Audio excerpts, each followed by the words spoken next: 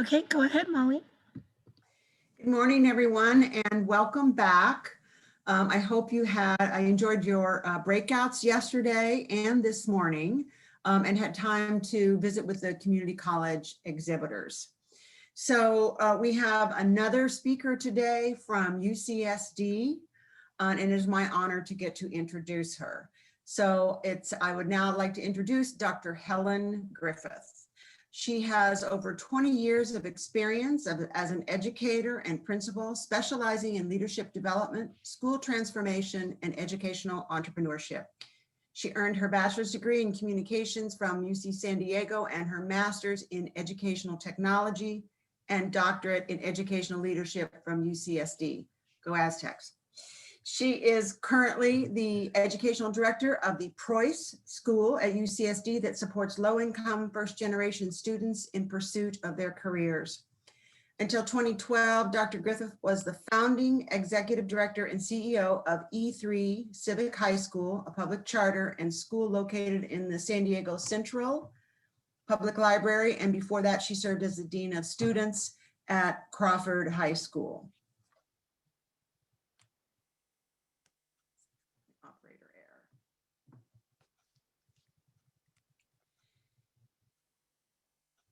And founding principal of the Millennial Tech Middle School. Dr. Griffith has received numerous professional honors in recognition of her transformational work, including, but not limited to, Outstanding Woman Leader in the Field of Education for the 79th District, honored by the California State Assembly in 2018, and Educator of the Year from the California League of Middle Schools in 2010.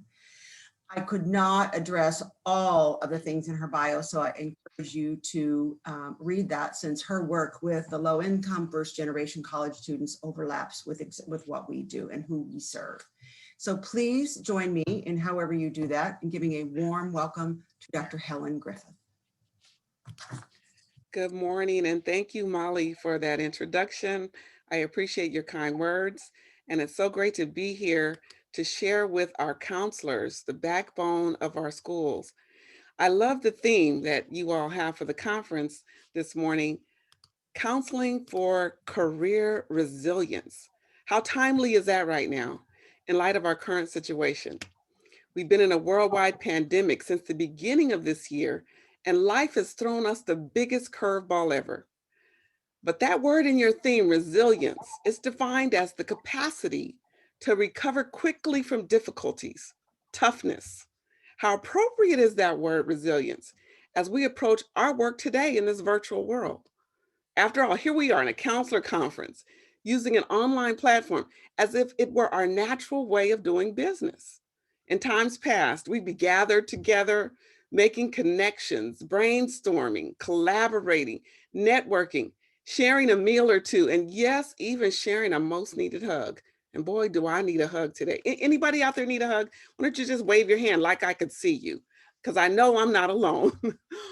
But today, with or without hugs or our face-to-face gathering, we're charged to come together to become better for the good of our own professional development and for the benefit of all scholars within the sphere of our influence. We're here to become better counselors who are not just counseling for career resilience, but for all resilience.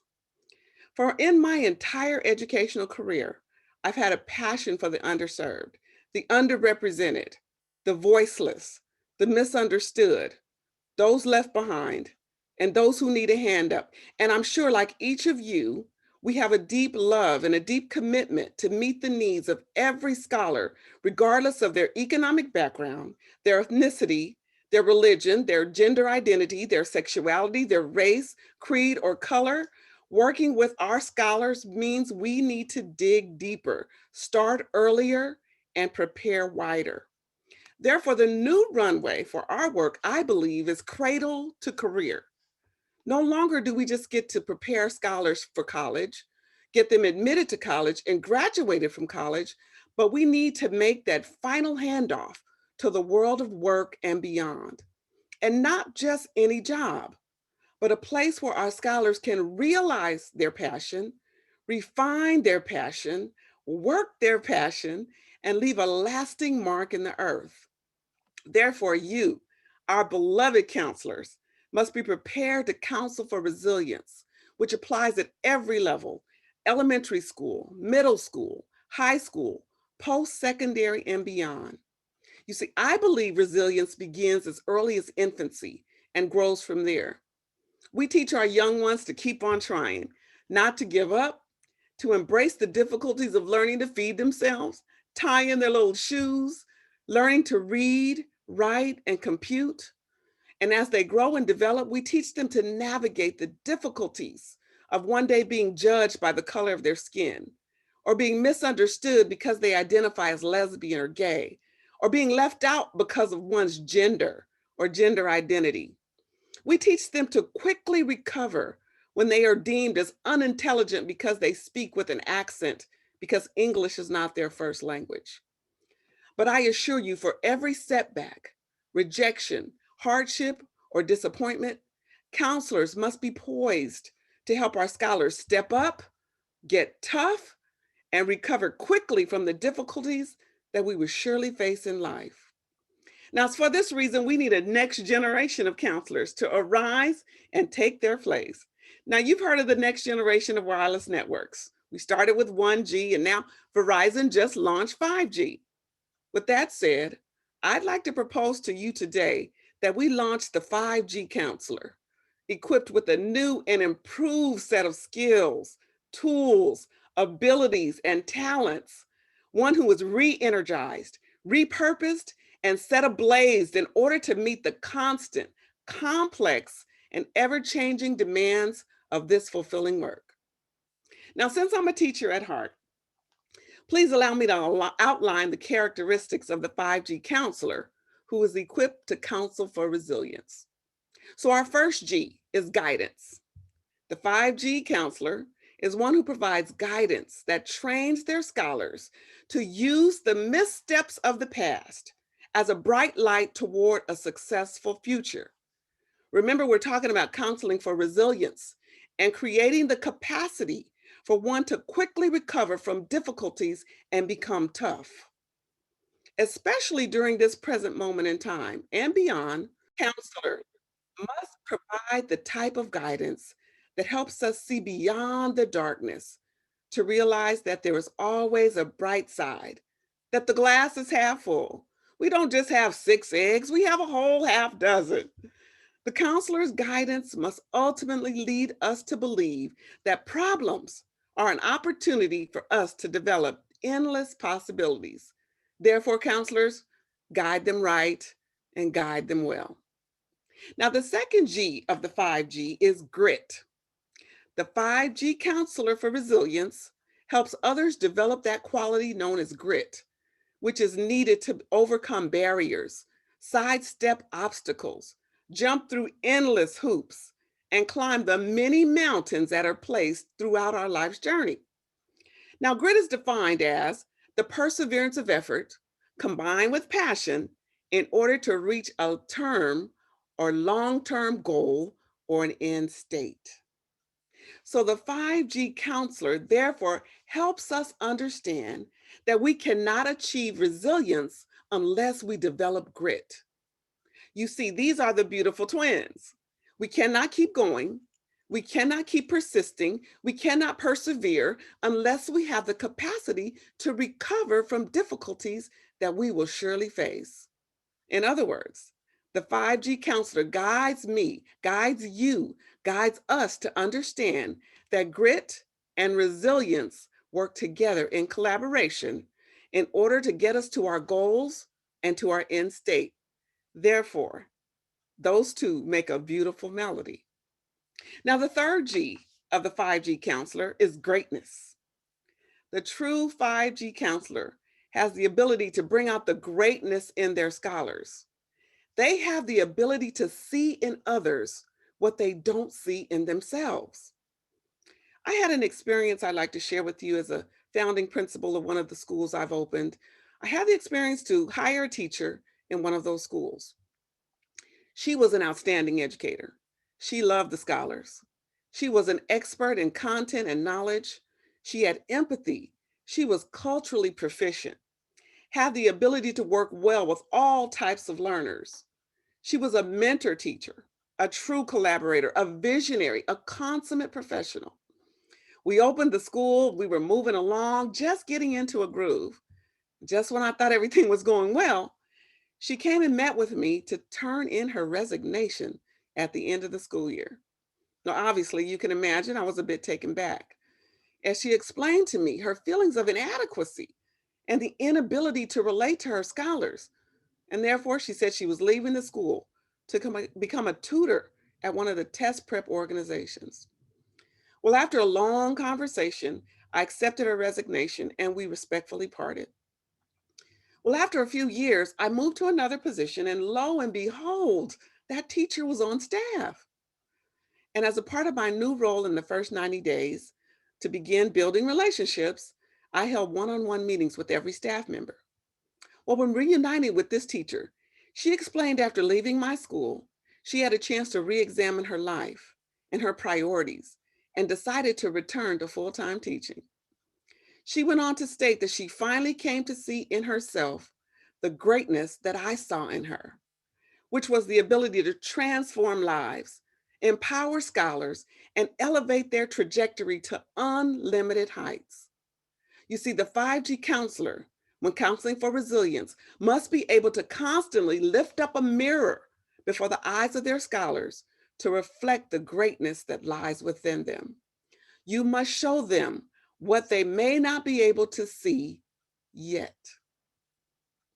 Now, the fourth G, you probably guessed it by now, is genius. Now, genius is traditionally defined as exceptional intellectual or creative power or other natural ability. However, when counseling for resilience, especially career resilience, the 5G counselor may want to consider Howard Gardner's theory of multiple intelligences. This theory, and I'm sure you all know it, you've studied it in your preparation programs, but this theory, if I could remind you, suggests that traditional psychometric views of intelligence are too limited and that all people have all different types of intelligences. Gardner defined 8 intelligences and recently, possibly, the addition of a ninth. He purports that in order to capture the full range of abilities and talents that people possess, one should consider a wider spectrum of intelligence possibilities. It is this fifth G that allows counseling for resilience to flourish, as I see it. Further, it allows our scholars to see that their personal genius exists and it's displayed in a variety of creative powers. Gardner's theory allows the 5G counselor to plant the seeds within their scholars that will cultivate a mindset of self efficacy. They begin to believe and strengthen their full range of talents once these seeds are planted. Therefore, when they meet with difficulty, trouble, conflict, adversity, and yes, failure in school or in their career journey, they have the ability to pull upon their wide range of intelligences and the genius that lies within them. This belief grounds resilience, allowing our scholars to quickly recover, to rise up, to conquer, to excel, advance, and possibly exceed their highest dreams and goals. The 5G counselor is a genius activator whose impact cannot be measured. Now, the final G, the fifth G, I saved it for last because it's possibly my favorite G of all, and that's genuine. The 5G counselor must have 100% unadulterated, uncompromising, unaffected, unconditional, and as the kids say, pure D love for all of their scholars. I think that pure D is pure deep, but pure deep love for all of their scholars. When counseling for resilience, you cannot leave out the power of pure, genuine love as you lead your scholars to their next best self. You show them that love is patient, You show them that love is kind, that love is not jealous, nor is it envious, that love is not rude, love is not arrogant, love does not put another human being down, love is not violent, love does not discriminate, love does not harass, love is not judgmental or dismissive, love tells the truth in love. Love conquers hate. Love believes all things. Love hopes all things. Love endures all things. Love never ends. Pure, genuine love elevates all human beings to an equal and rightful place of privilege, prominence, provision, and power, and propels them to fulfill their unique purpose and their individual destiny. The 5G counselor demonstrates a genuine love for their scholars that is capable of making what seems impossible possible. Now, in closing, because every good lesson plan has a closure, the 5G counselor provides for their scholars guidance. They help them develop grit. They see greatness and reflect the same. They are genius activators and they genuinely love at all times. This I present to you is the new 5G, and it's the next generation counselor. This is the work. Therefore, I charge you today, to all of us listening, to continue getting it done. And in honor of us surviving the election season, my name is Dr. Helen V. Griffith, and I approve of this message. I'd like to turn it over to Heather. If we have any questions, I'd love to entertain them at this time.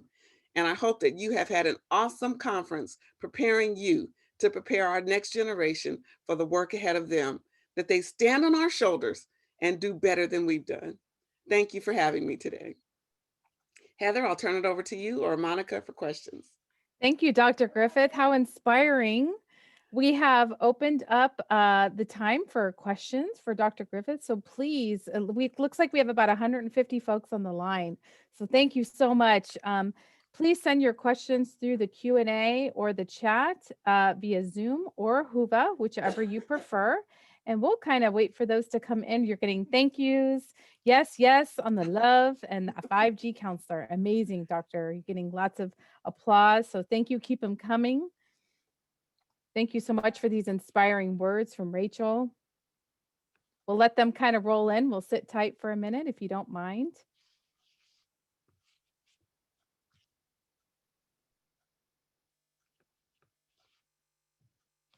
Okay, we do have a question from Michelle. Wonderful message. You're getting lots of love, Dr. Griffith, but we do have a question from Michelle. Dr. Griffith referred to Gardner's theory. Could you expand on that? Yeah, so I actually, in my classroom experience, worked with the theory of Howard Gardner, and there are 8 multiple intelligences.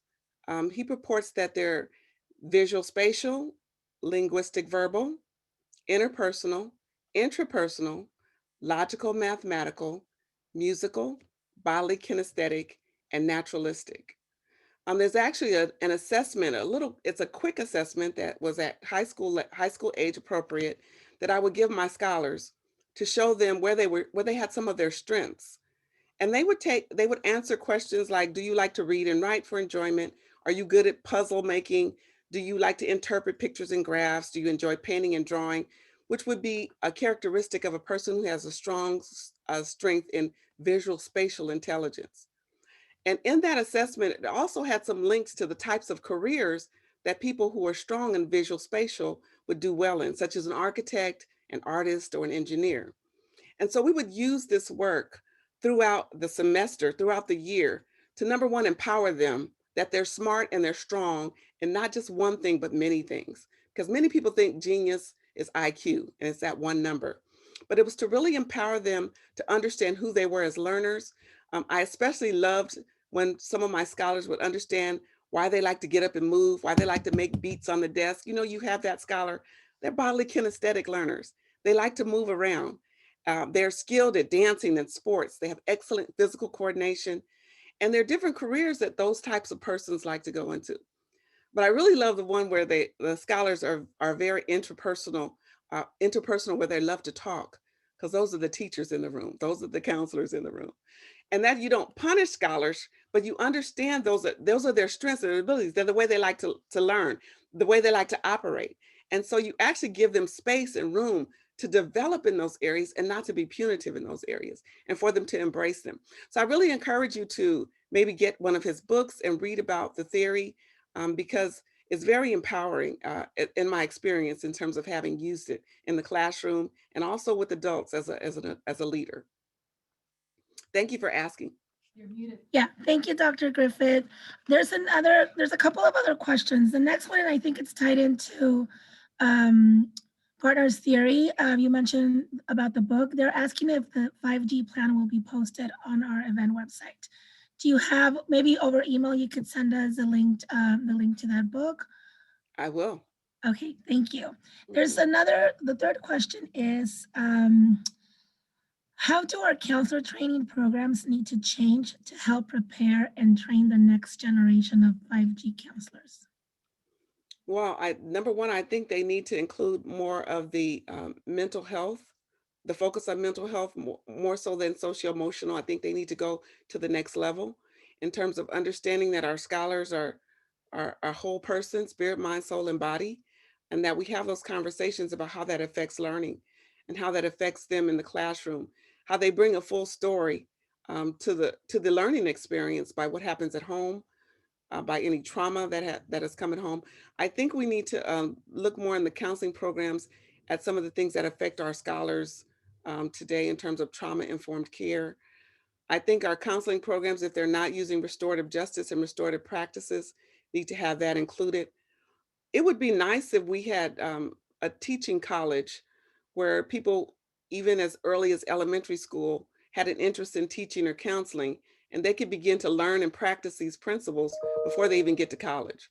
And so by the time you get to college, you've been immersed in so many experiences around the work, that you're learning more theory at the post-secondary level, but also at the post-secondary level, you're getting more opportunities to engage in the work before you um, finish your coursework. I think in terms of the counseling map now, as I recall, we didn't get any interns until they had finished coursework.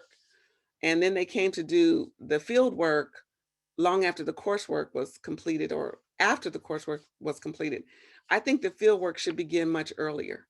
And our counselors need to be involved in our schools in a variety of settings, because the hands-on learning and to see the real struggle and to be placed under master counselors that are doing the work would be, I think, a good addition to the preparation that we have now. But I think the conversation needs to change a little bit for in terms of bringing in some other elements into the counseling preparation. And those are the elements that I bring up in the 5G. Thank you, Dr. Griffith. There's a couple of other questions. The next one is for students who are struggling to stay motivated. Maybe they had a negative educational experience in the past. What are the first few steps you would recommend to help them get re-engaged? Well, definitely to begin to peel the onion back. Like I said, our scholars come with experiences depending upon when we get them, and they've been multiple experiences, varied experiences. They could be traumatic experiences, but we need to begin to pull the onion back, the layers back, to find out what is the root source or cause or causes, and then we need to address each of them individually. I started a mental health program at my third school that I opened, and I believe that mental health clinicians, such as professional clinical counselors, is what we hired in a MFT, should work in concert with our PPS, our school counselors, so that they could begin to spend the time in pulling those layers back to get to the real issues and to provide the therapy and the counseling, the deep counseling that the PPS doesn't always have time for to do, so that the PPS can then work on the socio-emotional skills as it relates probably more to academics, but that we have these clinicians and therapists on site, so that our scholars don't fall through the cracks as we're referring them out. Because you're right, there are negative experiences that can begin as early as kindergarten. I have three children of my own. I remember my daughter developed a mathematic phobia because her teacher told her in kindergarten that she couldn't do math. And so we had to undo what was done that year in kindergarten because of the negative seeds that were planted. And so many scholars have challenges that are no fault of their own, but that we need to really, so my bottom line is that we need to spend the time to find out the why for a student is not motivated and not engaged. And then we need to address every issue and every area so that we can make that scholar whole. Thank you very much for that. There's 2 more questions. Are you okay with that? Yes. Okay, and I think they're kind of tied. So I'll ask one first, but then I'll continue with the other one. So the first one is, how can 5G be introduced at a middle school level? And then the other one is, you talked about being there from the cradle to career and a soft handoff to the final step. What strategies have you seen work for that final step handoff? Sorry. So I'll start there and then I'll go to the middle school question. At Preuss, where I work now, we have a 7-year runway. We start at 6th grade to 12th grade. Our scholars come to us a little bit below grade level as measured by the CASP assessment, the Smarter Balance assessment in math and English language arts. We do some other diagnostic assessments, but they come to us in 6th grade below grade level. And we have a strong focus on literacy and mathematics interventions in the 6th to 8th grades. By the time they reach the 11th grade, they surpass all schools at about 35% higher in terms of math and English language arts because of the work that's done between 6th grade and 10th grade. And the intense interventions and supports and scaffolds that we put in place for content. But we also have mental health and wellness support on site. We have an MFT, we have clinical psychologists, we have a school psychologist, and of course we have our school counselors.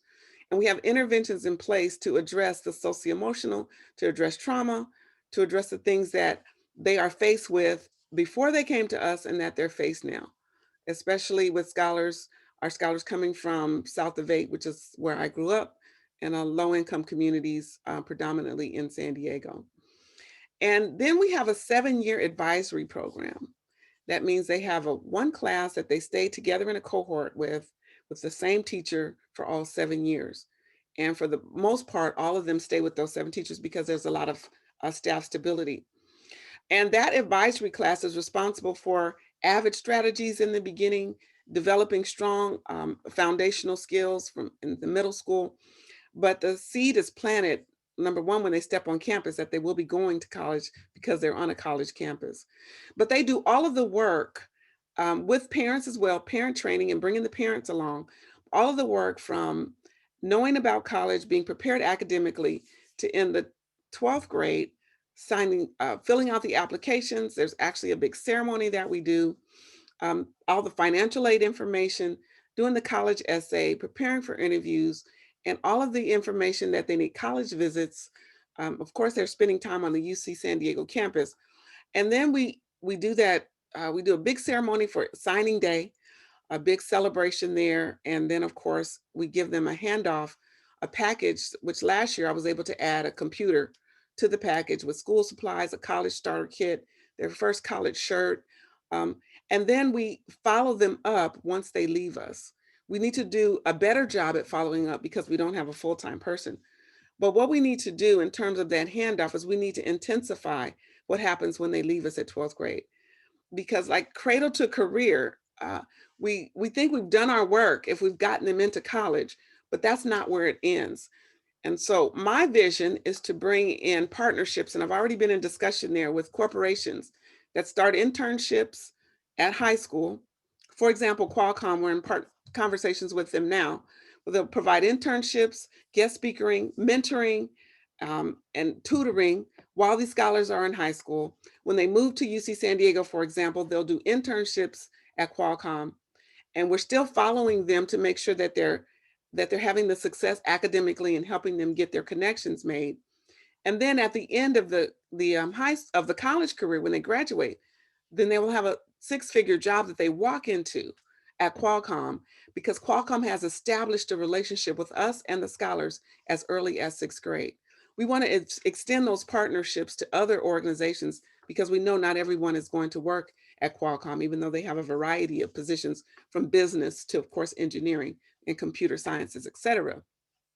But that's what I see as the handoff, that we need to make it longer.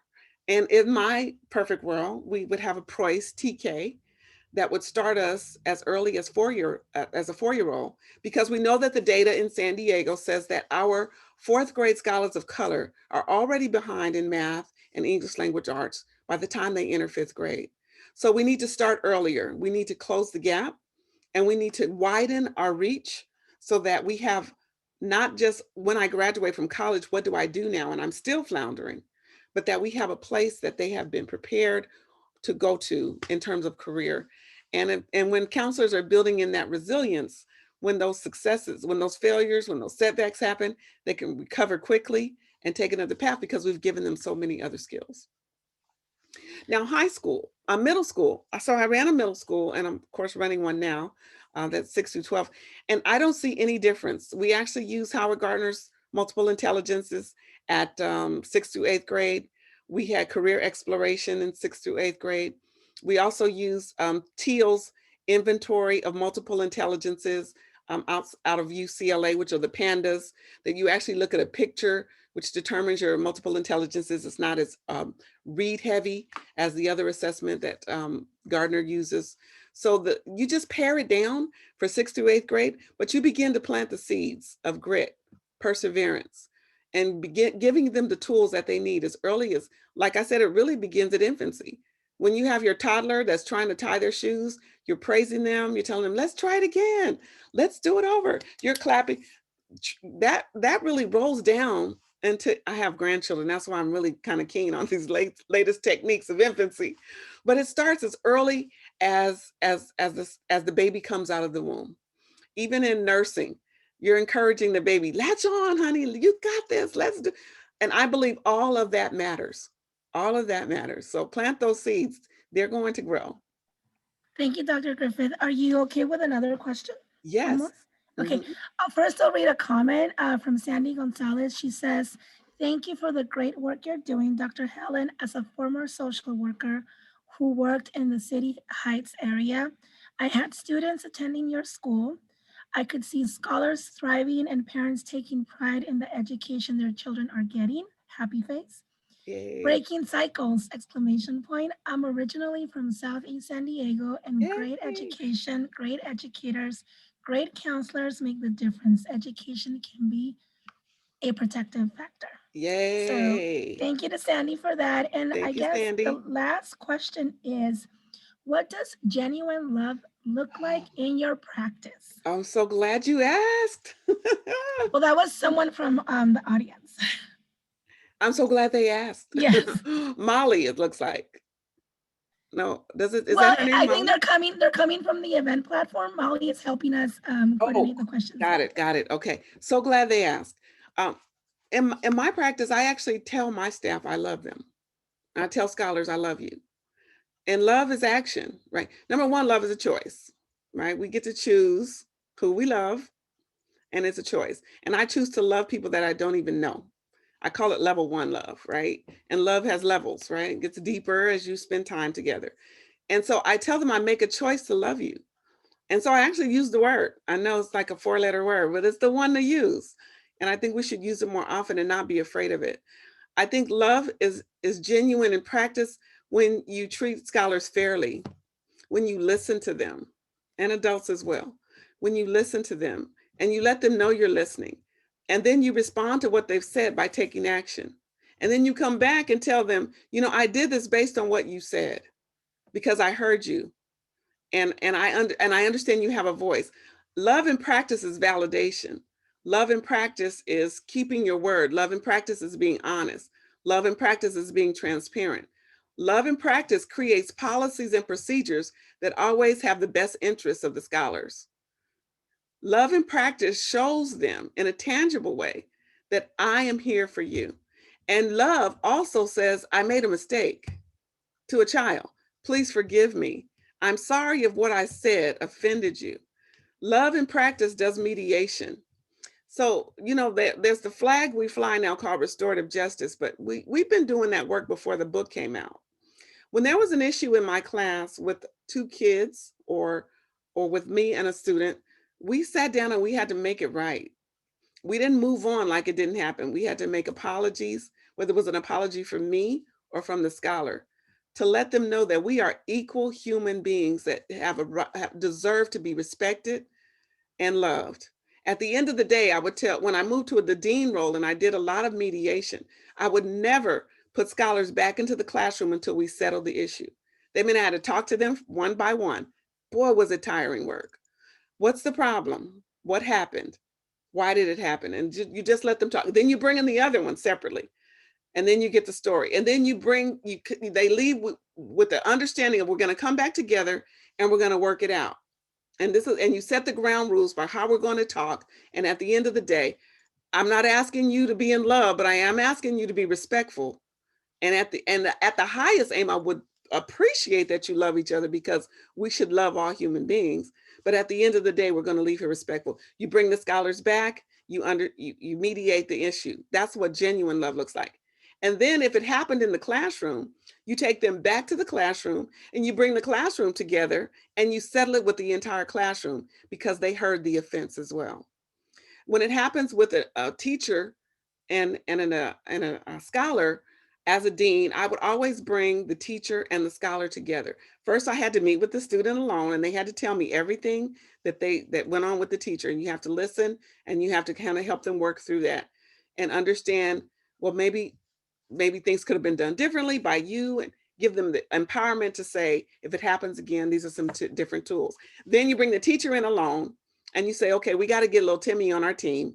We're going to meet together and this is what we're going to do. Because sometimes teachers can blow the mediation. Oh, so you have to prepare the teacher to come into the meeting to understand that our goal here is to get you guys on the same team, and to walk out of the room and to have them support you and you support them. You bring the teacher and the scholar together, you mediate that conversation, and then you send them back into the environment. And then you do the thing over and over again.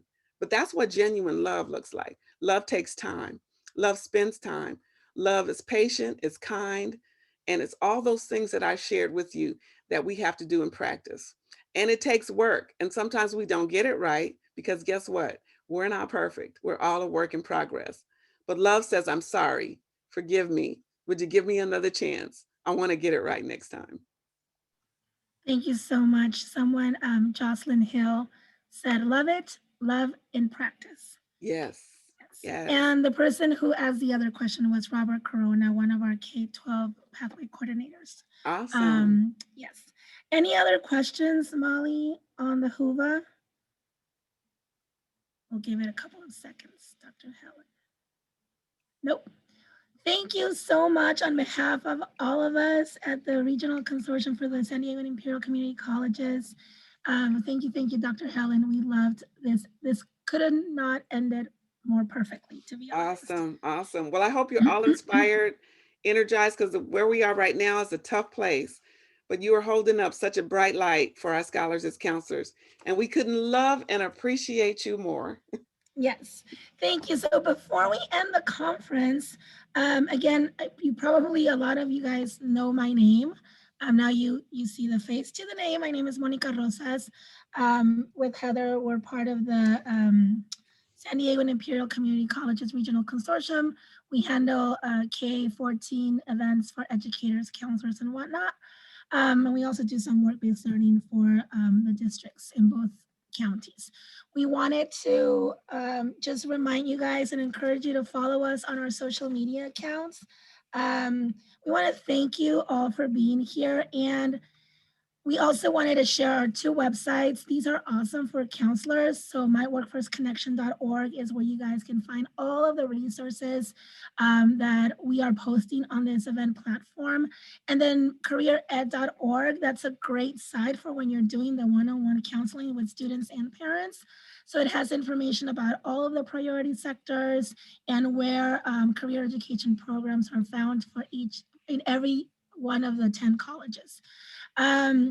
And I think that's it. Another thing we wanted to say, you guys will still have access to the event platform for the next 2 months. So in case you're super tired, because I know we packed a lot of information in these 2 days, you can always go back and for the next 2 weeks and download any documents. Remember that everything is found in the agenda on each session. Just scroll down and you'll be able to download the presentations, any handouts. But you can also go to the quick access that's on resources. In the video gallery, all of the videos, and in the document section, all of the career ed um, guides, the handouts, and again, all of the brochures and the materials that were provided by our awesome presenters on each session. Last but not least, before we close off, if any of you are interested in receiving physical copies of the Career Ed Guide and the priority sector handouts, in our homepage of the event, there's a Google link. It's actually a Google Sheet. Just register there and we'll coordinate on how to get those to you following the proper COVID procedures. But again, on behalf of everyone in our staff at the San Diego and Imperial Community Colleges Regional Consortium, we thank our keynote, our EndNote, Dr. Mary Walshock and Dr. Helen Griffith, all of our 50-something presenters, and all of you guys for joining us on this wild virtual roller coaster. We're super, super thankful. Thank you so much. Have a wonderful day and happy holidays. Thank you, Dr. Griffith. Bye-bye. Thank you. Thank you. We'll follow up with you over email. Okay. And thank you to Candy. It was lovely meeting her over the phone. She's amazing. She keeps She's me lovely. together. All right, you all take good care. You too. Bye-bye. Bye. Thank you, Dr. Griffith. Thank you.